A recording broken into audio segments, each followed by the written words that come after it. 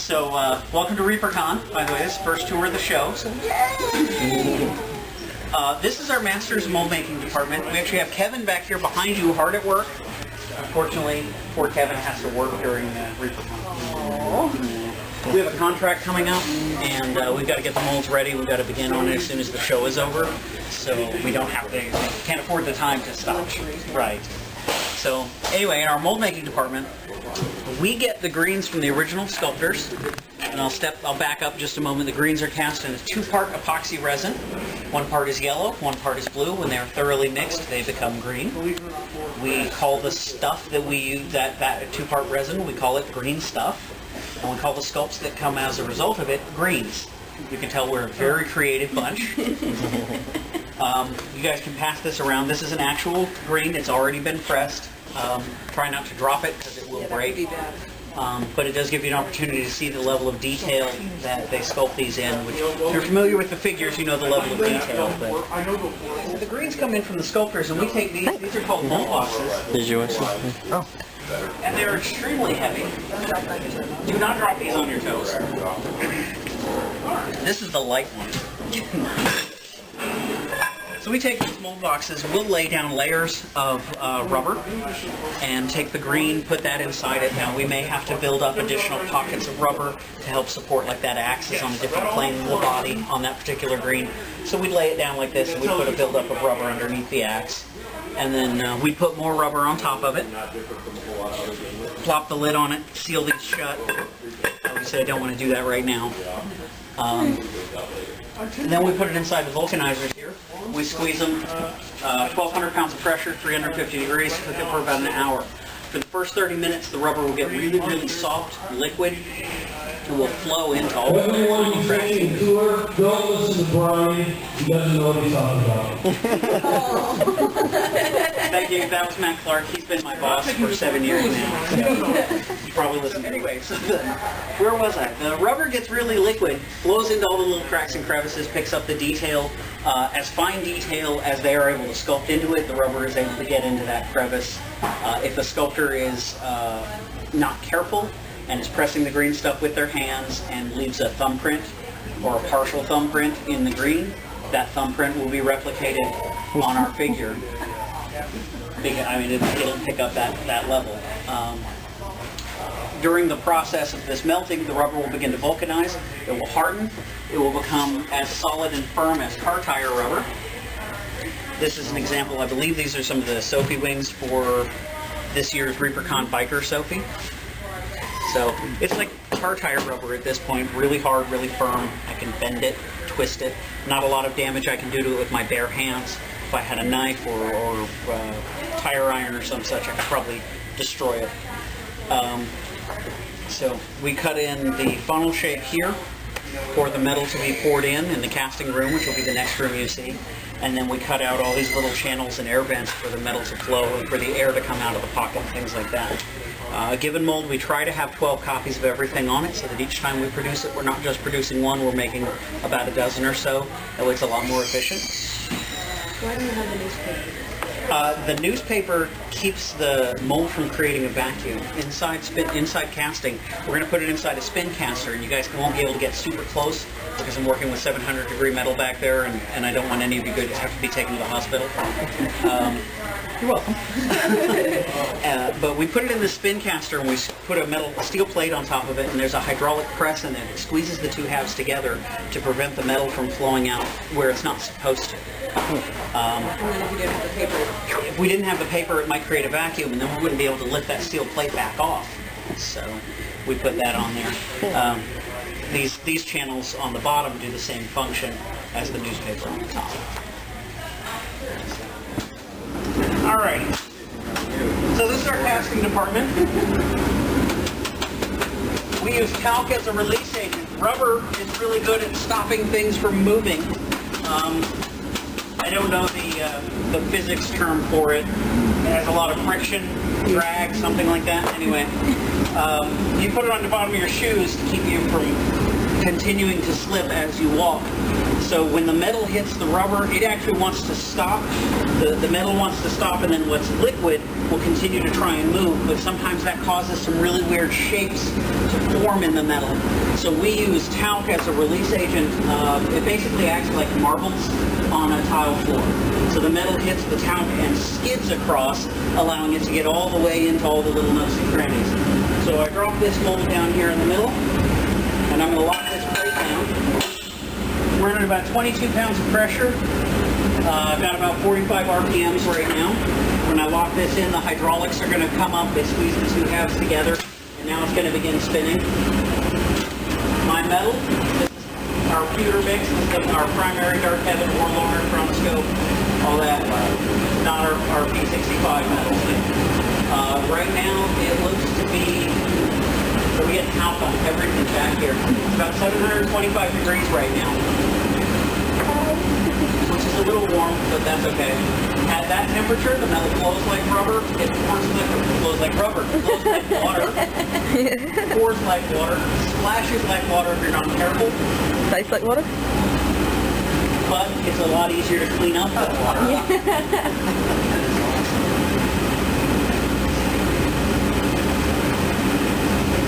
I'll just pour that right in there. We'll give it about 10 to 15 seconds, and that'll be enough time for that to cool off. I'll be able to pick that out.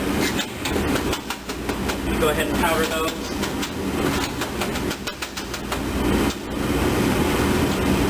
I clap these together to knock off all of the excess powder.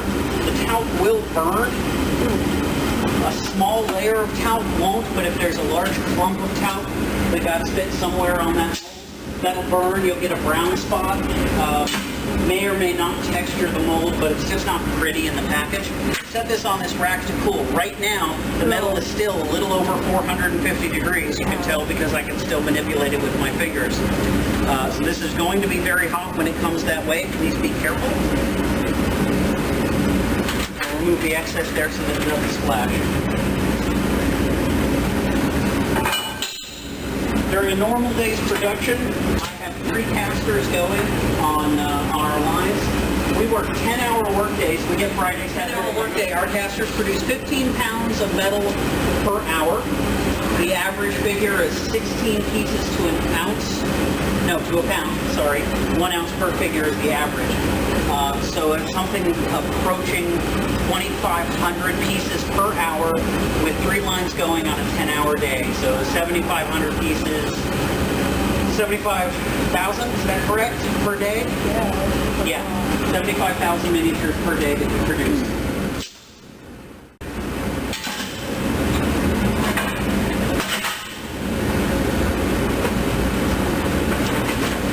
Scrape that off so it doesn't go splashing when it hits you. That mold would be cold enough for me to open, but I'm going to go ahead and spin this last rosy for you here. Yes, we'll stick to the same molds over and over the same day. When we have a production cycle going, we'll take a list. We do anywhere from 3 to 20 spins of a given mold on its cycle to fulfill existing orders. So what the casters will have is they'll have up to 20 molds in this line. They'll have a return rack down here that the rubber is cooling down, and the rack over here where the metal is cooling down. Because we use the rubber molds, the chief component that gives rubber its elasticity is oil. The oil will be cooked out by the metal eventually. So, right. So we try and keep the molds as cool as possible. But room temperature itself is actually bad because that freezes the metal really fast. We actually like to keep the molds at about 150 degrees or so.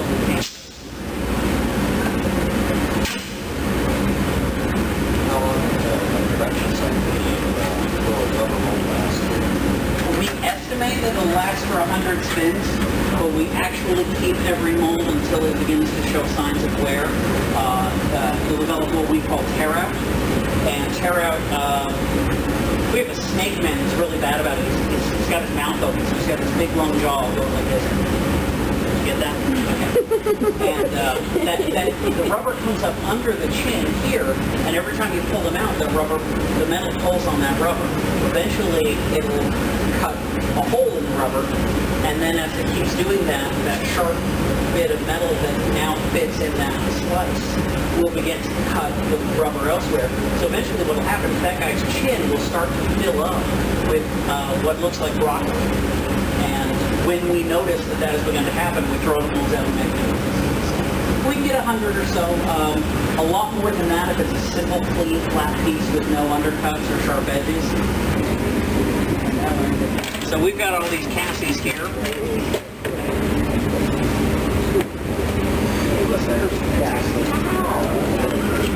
And then anything that doesn't come out, these we can't use or do anything with, so we just put those right back in the middle.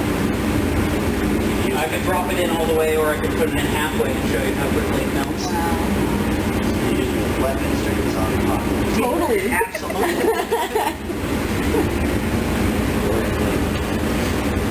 I was mad. Ron was supposed to make a whole bunch of those zombie apocalypse line. We have like 10 of them. Yeah. We were going to make them and post them up all over the shop, and he just didn't get to it in time. Hopefully next year. So then we have Rosie's little wrench. Oh, that's awesome. Those, now that they've been removed from the insulating rubber, are probably now cool enough to touch, but they may still be warm. Let's find out. Oh, no, they're not warm at all.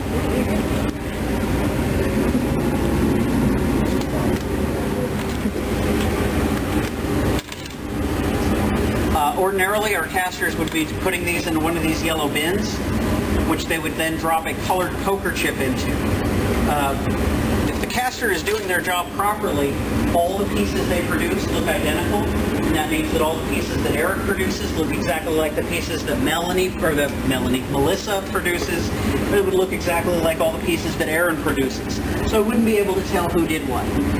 If they're not doing their job and they've got a setting on their machine wrong, or they're using a bad mold or something, I need to be able to tell who did it, who made these pieces if they don't turn out well. So they drop in the colored poker chip. It's got an orange chip in it. I know Eric made it. It's got a black chip. I know that was Melissa. Oh, here's the Rosie's, by the way.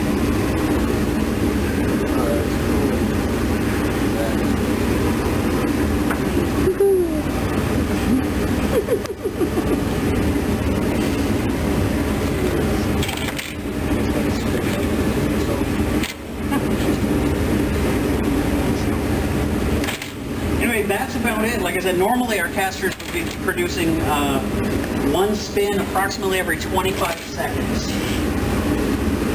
You have just enough time under a production situation to walk down here, put the mold in, put the lid, pour, come down here, pick whichever line is at the front, put it in the bucket you need, come back down here, and repeat the process. So you're basically moving this 6 feet back and forth all day. It's going. I don't have any of the equipment now. What we have is we have these boards, cavities that are the shapes of the various blisters that we have. We would put the plastic blister in the board. We put the figure inside, we put the card on it. The board is going to press down. There's a board in here that's heated to 300 degrees. It'll press down, and where the cork forces the pressure, it's going to seal. The cardboard has a glue on it, so we're actually melting an adhesive to the plastic. We're not melting the plastic, so we're not generating any toxic fumes. It goes back to our philosophy earlier, dead employees don't work quite this way. So if I press this button, it's going to spin. That little plate's going to come down. And that's what does the sealing. It only takes about 3 seconds. From here, everything gets barcoded and put on these shelves that are kind of off limits right now. But we put them all in boxes with barcodes on them, and then we have computers at every workstation similar to this one. We have a barcode reader at the computer, and that allows you to identify where it goes in the process. The most useful tool we have here at the Wheel of Pain is this software, if it'll actually open up.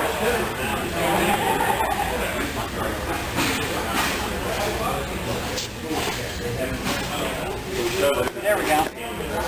So let's say we take Brian's giving the package 30, 23, 29. 77. That's the Highland Hill Dragon. It's got a whole bunch of pieces. So it'll take a second for it's going to go hit the database, pull up all the information. It'll tell me everything that goes in it. It's going to show me a picture of the figure so that I can see, and then it's going to give me a list down here of exactly which parts go in it. So our packagers, when they come over here, they don't have to guess, oh, do I have the right things? Is it going to work? It's going to make me look like an idiot. Oh, it worked. There we go. So here's the list. It tells me what kind of blister goes in, what kind of box. And then it tells me the top of the head, the top of the body, the bottom of the body, all the parts. Scroll down through. Here's the total number of parts that should be in the blister. So I know if I don't have 9 things in front of me, that I'm missing something. And then eventually it'll show me a picture. So if I can tell, if I don't have those, the pieces I have in front of me don't look like that, then I have the wrong thing.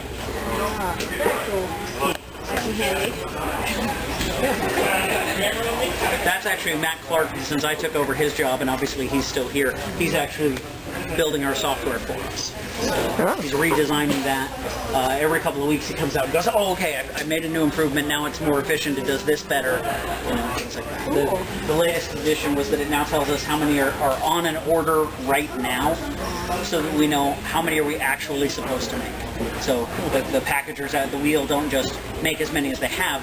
Now we have a system that can tell them when to stop. Whereas that's what we used to have to do in the past. Cool. All right, well, thank you guys very much.